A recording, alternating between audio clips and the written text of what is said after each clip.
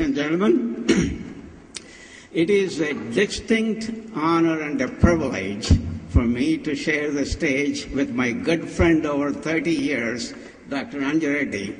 I've seen the trials and tribulations he has gone through in building this great company, and I'm equally happy to share the dais with Dr. Brar, who actually led both Ranbaxy and now GBK Bio. So with that, what I like to spend about 10 minutes, very briefly, 10 minutes, give you my myopic view of where the pharmaceutical industry is.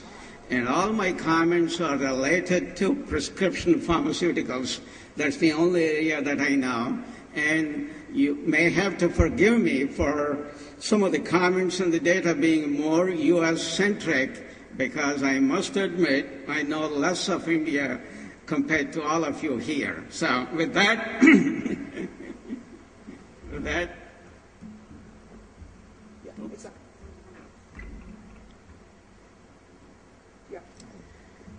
some of the key trends as you look at it, the first thing that everyone is wondering now, what is happening to the R&D productivity? Okay, we can all sit here, complain about regulatory agencies, they're too strict and all that stuff. But the fact is, the success rate from clinic to approvals has gone down in half in the last 8 years compared to the previous 8 years. The odds were 5 to 1, 95 to 2002. Now they are 10 to 1. Obviously we're going after some rare diseases. We're going after higher barriers from safety perspective, but that's the fact. So here are the second aspect on the R&D productivity. Here are the comments from the CEOs of multinational companies. Our industry is taking too long, spending too much, and producing too little. We all agree. Ironically, crisis in innovation comes at a time when we have vastly improved knowledge at the cellular level. Okay, we have a lot more knowledge. We have tons of data, thanks to all the IT colleagues here. Companies, and again, another gentleman comes and says, companies need to be more entrepreneurial and globally linked. You begin to see that some of those trends. Everybody wants to come to India, tap our great brains to improve their R&D productivity. So, and again, changing the global markets. When I started my craft, that's many years ago, and in U.S., the focus is triad countries, okay? Western Europe, again, in 5 countries in Western Europe, and Japan and U.S. The rest of the countries, we used to call them Mickey Mouse Club. Any senior executive who did not, who was not well liked by the CEO, we put him in Africa or Latin America. So, he's on the road forever. So what is interesting and important here is today, major markets represent 12 countries. India is one of that select club. I can't tell you how happy I am about that. You look at this graph. Again, these are projections. 2014, pharma emerging markets accounts for 27% of the global RX sales versus U.S. 34%, okay? And what has been the industry response? You saw this, big R&D problems, mega buyouts, and frenzy of new deals. And it is proven day in and day out, none of these mergers actually created shareholder wealth, okay? And companies gone through a major restructure of R&D, and none of them delivered any results. Now, the newest thing that's going on now is to have more shot at the goal. The companies are saying, I'll put in $25 million. I want other VCs to put in another $200 million. And we're going to really start this entrepreneurial thing, and we'll encourage more scientists, more entrepreneurs, come up with more shots, and I'll have the first right to do that. And, we have yet to see whether that works out. The other now is the new models with academia. So they're saying, okay, it's all science-driven. So we have to have a better understanding, relationship, and partnership with academia. Again, early stage, they're trying out every possible thing. The question we all need to ask is, when we're managing R&D portfolio, should you look at your portfolio and put them to the same stress tests like banks were put to recently, okay? So we all have a passion about what we love to do, but are we being objective? That's the point here. And then you see the restructuring. Major companies are saying, okay, spin off.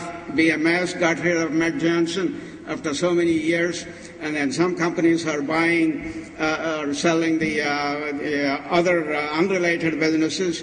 And this other theory that they have now is a diversification. J&J was the one company that stuck for 30 years with a diversified portfolio. Now, all other companies got rid of their non-core businesses. Now they're all getting back into it, like consumer health products.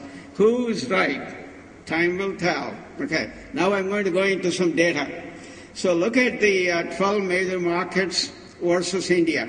2009 sales, these 12 major markets, $555 billion. India represents a small portion, but look at the growth rates, okay?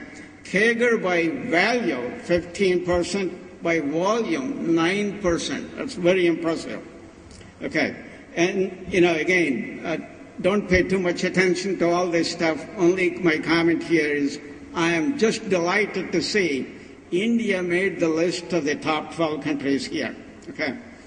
And again, India is again the leader in adoption of the generic drugs here, okay? We're all the way up 100%. U.S. is very fast, but it's only the fourth country after China and Russia, okay?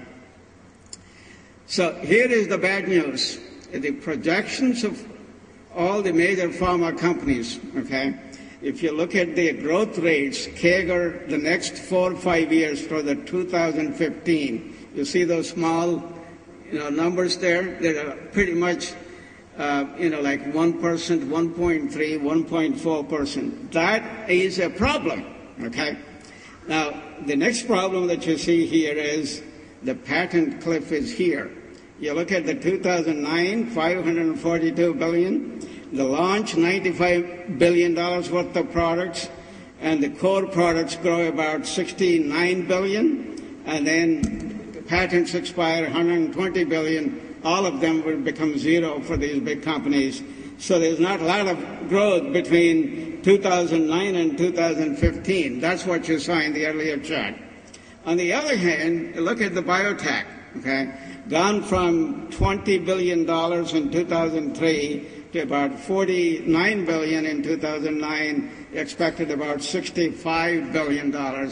And in the last 10 years, I converted myself into large molecules. I'm a big fan of large molecules now, and I'm saying the best is yet to come for biotech, okay? So if you look at what is going to happen through the 2015, and the MABs, therapeutic proteins, vaccines filling the gap that's left by the small molecules, okay? And India, again, you saw the sales, very impressive growth chart here. And this chart, you look at this one, and again, 25, 30 years ago, my colleagues in big R&D departments at major pharma companies, they never believed large molecules will ever see the day of the light because they're too complex, you can't characterize, on and on and on. Now you look at Roche, okay? Their dependency on small molecules is going down, okay? But the industry itself, it will go down from 79 to 72%. You can see the various levels of, their focus on large molecules now. I think, now the line between pharma and biotech is totally blurred. And all the big companies, if they can afford, they're buying companies like Genzyme, Genentech, and, less and less biotech companies, which is my worry. Okay, so you look at the S&P versus the pharma industries in the bad times. So whenever you see the economy in recession, pharma never really got hurt, okay? You see the separation here in the bad economic period.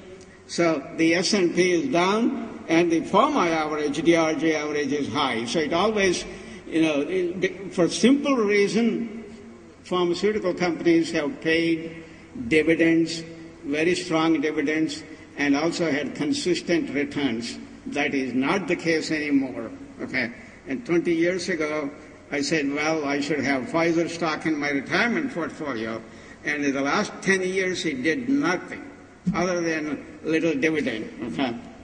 Okay. So what are the future opportunities? Emerging markets. You see this, why Abbott bought Nicholas Perwell, on and on and on. Okay. Why DRL has so many deals with all big pharma companies. Biologicals, again, MABs. That's the future.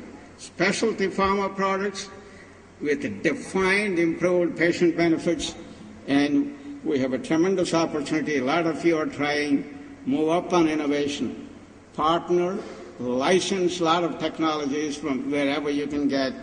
And the last comment is for everybody, including the governments here, improve our ecosystem for innovation. Thank you for your patience.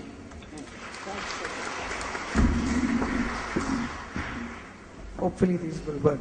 Thanks so much, Mr. Venkatadri. That was